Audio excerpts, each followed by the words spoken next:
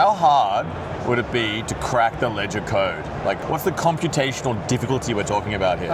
When you talk about like a computational difficulty, you are referring to like the difficulty of breaking cryptography. It's not about ledger. Here it's about like the cryptography that's blockchain technology. For now, it's just impossible. Like you would need like several times the age of the universe. In a world where you have a quantum computer, this could change.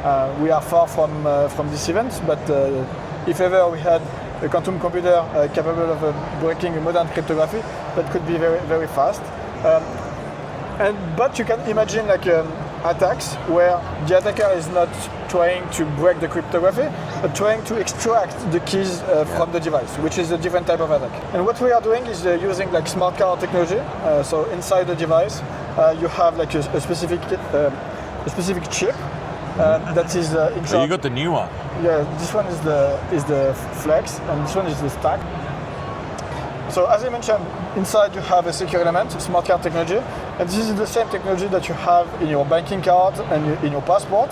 And the circuits are specifically designed to make an attack very difficult. Like in the smart card world, banking and passport.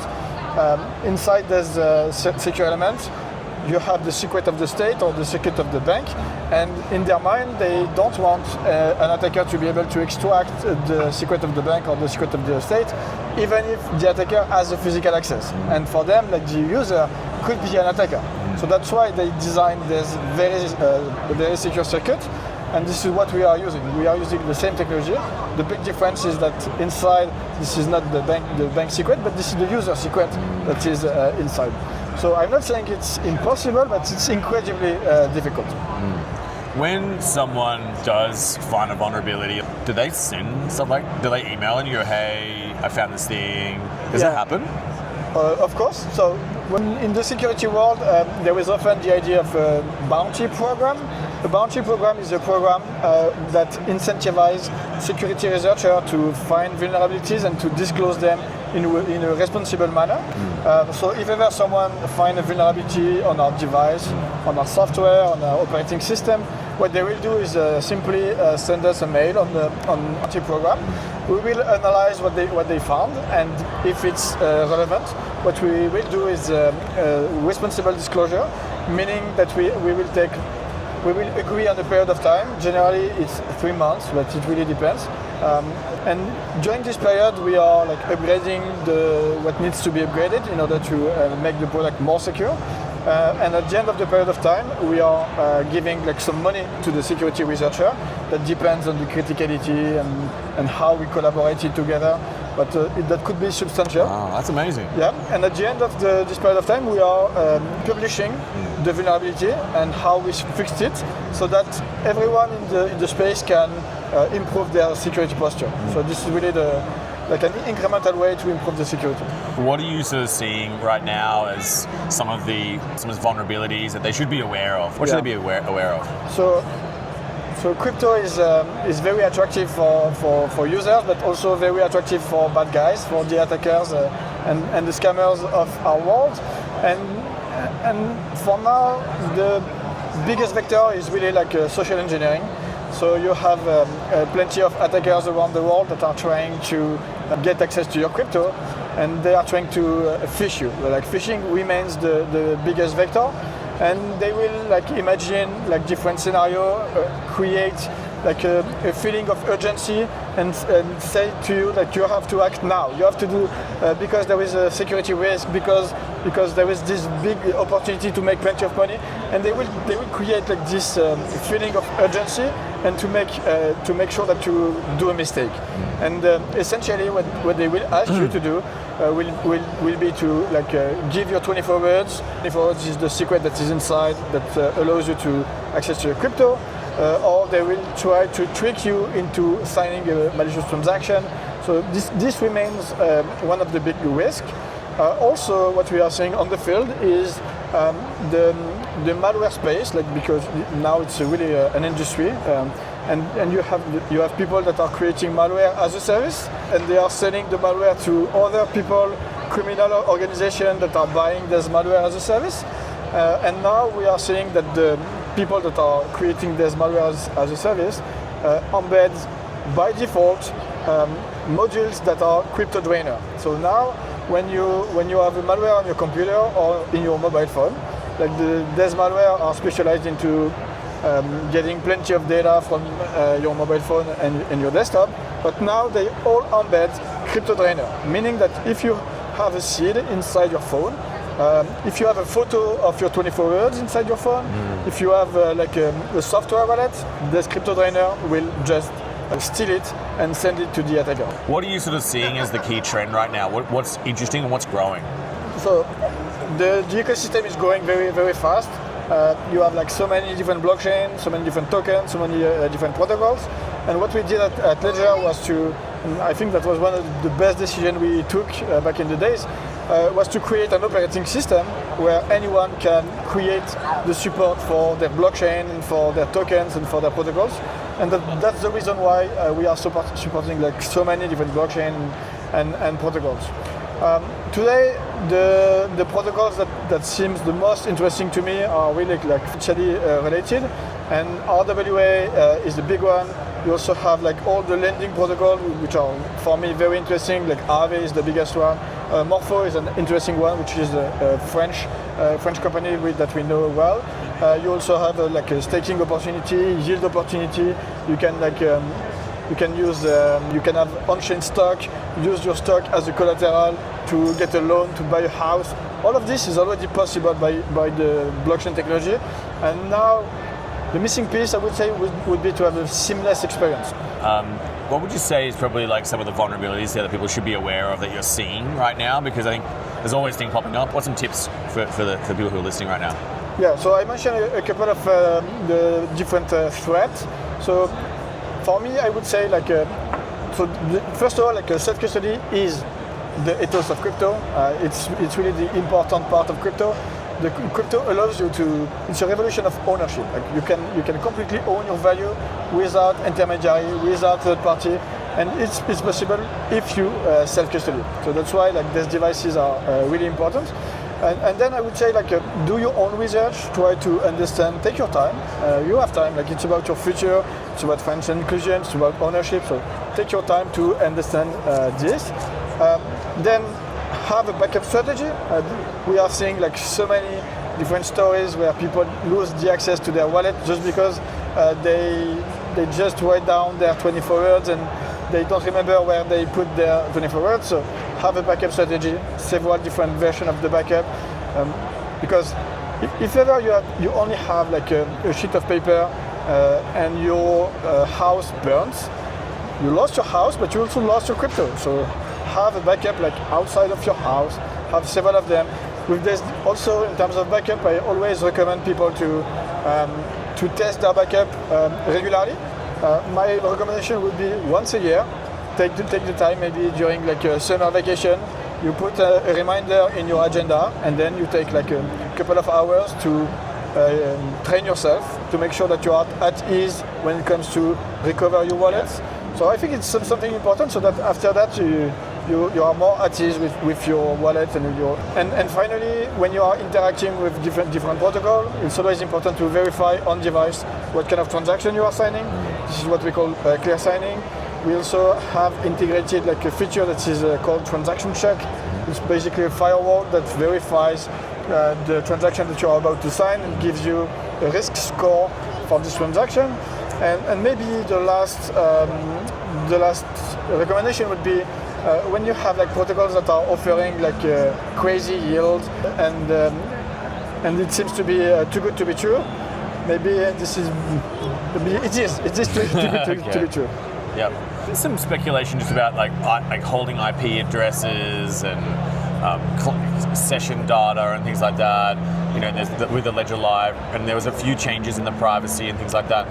Can you just sort of clear this up for everyone? Like, do you store customers' data and details? What's actually the score? So very good question. So first of all, privacy is very important for Ledger.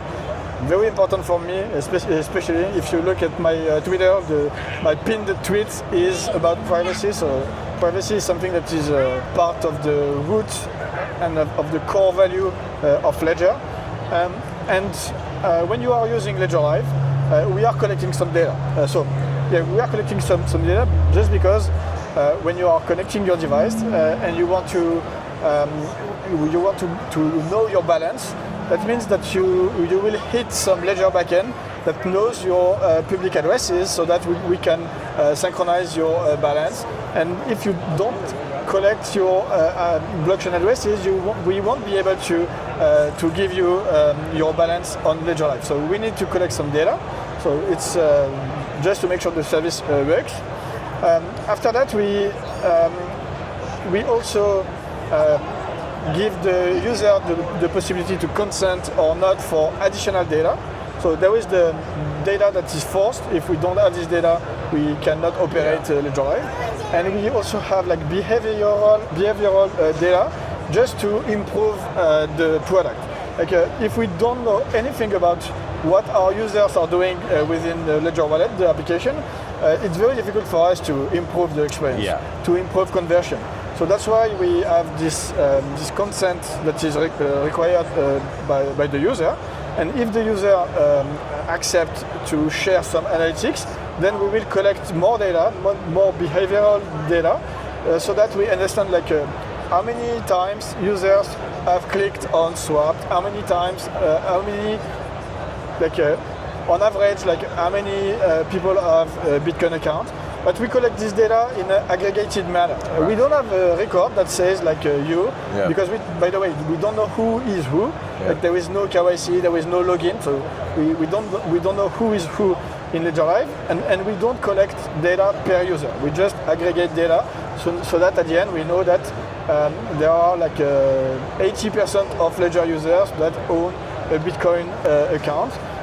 Just by aggregating this data, just because it helps us to improve the product. But at the end, if you don't want to share this data for us to improve the product, you just have to not consent this privacy policy. It's also possible. And privacy is a matter of transparency. Like we explain you what kind of data we will collect, and it's about like giving the choice to the user. So this is what we are doing, and we completely respect privacy. And again, we don't have like a personal identifiable data. We don't know that Charles Guillemet is using Ledger Live because we don't have this data anywhere. Same with IP address. We don't collect IP address. We have your IP address, like the backend that you hit when you synchronize your data knows your IP address for a couple of seconds because this is how TCP/IP works. Yes. But we don't record these IP addresses because it's not interesting at all for us. We don't care about your IP address. Fair. Charles, you're saying you grew up in France. Whereabouts did you grow up? Like in the middle of France, like in Burgundy. For people who like good French wine, this is where I grew up. Did you get into a few fights? No, it was not tough. That was not a big city, but A few scuffles? Did you win more or lose more? By what? Like a few, fights, bit of like. I didn't fight a lot. I was not a fighter. You look very fit to me. I like sport, but I don't really fight. If you want some crusty things about me, when I was a teenager, when I got a computer when I was 12, the first thing I did was to try to hack everything. And I was a hacker when I was a teenager. I hacked so many different things. Wow. I think the first big thing I hacked was my internet provider. Because at the time you didn't have an offer like unlimited offer. You had to pay per hour. Yep. And I had a deal with my mother, and the deal was like 200 francs per month. Yes. But that was not enough for me. So I needed to find a way to have unlimited internet. Wow. And the first thing I did was to hack my internet service provider. Wow. That was And you had unlimited internet. Yeah, for free. Wow, that's incredible. That was a good one. After that, I did plenty of them. I won't tell all the stories because. Well, if it takes one to know one, really, doesn't it? Exactly. Now you're defending them. So, coming into the end of 2025, what will be your price prediction for what Bitcoin will be on as a closing number 31st of December, what would be your price? Wow. Purely for trivial sake. This one is really hard. Like, if you want me to give you a high-level view of where I think Bitcoin is going, I think it's going to the moon. I don't know when.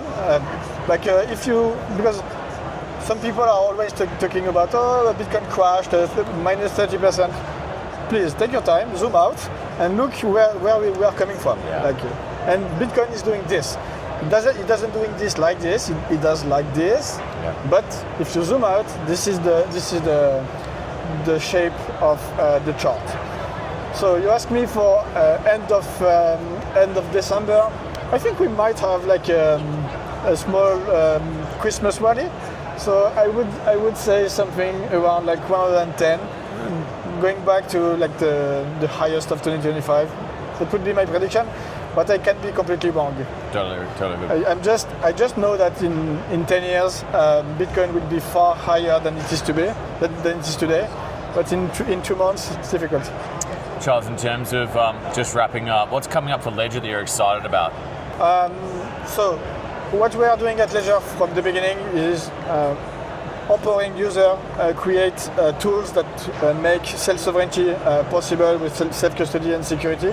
And the mission is really to create products that have a high level of security while always improving the user experience. So in the months to come and years to come, the focus is really about that. The Ledger Wallet application is our focus now, like trying to make sure that the user experience is even simpler, even more smooth and so on. So this is what we are looking at. We have improved the user experience when it comes to the device. We have innovated with different Ledger recovery option, Ledger Recover, Ledger Recovery Key, different options. So always like innovating to create like more secure product with a better user experience to make the crypto experience as seamless as possible. Because blockchain technology has been created by geeks for geeks, but now it's for everyone. It's about like financial inclusion. So our mission is really to make this experience as smooth as possible. Awesome. Charles, thank you so much for coming on Crypto Finder. Appreciate it. Thank you for having me. Awesome.